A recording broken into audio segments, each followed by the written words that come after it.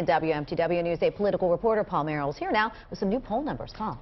Well, Tracy and Steve, the same pollsters conducted two polls, one last month and one this month. The October results came out today. Compare the numbers and you'll see a change. Elliot Cutler losing 6 percentage points to Mike Michaud. Here are the data from today's Pan Atlantic poll. Like most other polls, this one shows LePage and Michaud virtually tied, with Cutler at 12.7%, running a distant third.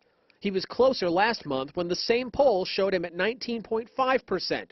Almost all of the Cutler support that eroded over the course of 1 month seems to have gone to Michaud. I think his voters are that jumped on board his campaign before I jumped in the race. I know some of them are keeping a very close eye, and I think what we're going to see some of them jump ship, and hopefully we'll get the undecided voters out there as well. Republicans are spinning the governor's 1-point bump this way. Governor LePage is showing positive momentum because voters appreciate his reforms and strong leadership, while Michaud in the debates clearly established himself as a defender of the status quo. This new ad from the Republican Governors Association seems to try to give Cutler a boost, something that could help LePage's re-election bid. Portland voters can vote early at City Hall until Thursday. We spoke with two who had voted for Michaud and asked them what set him apart from Cutler.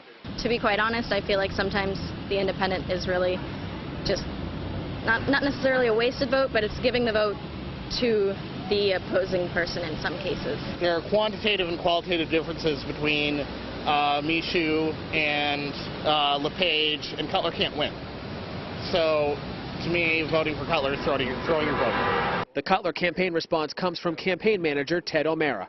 You should vote for who you think is the best candidate, not try to play all the angles. And unfortunately, I think when people try to get clever with it, you end up with the result that we ended up with 4 years ago.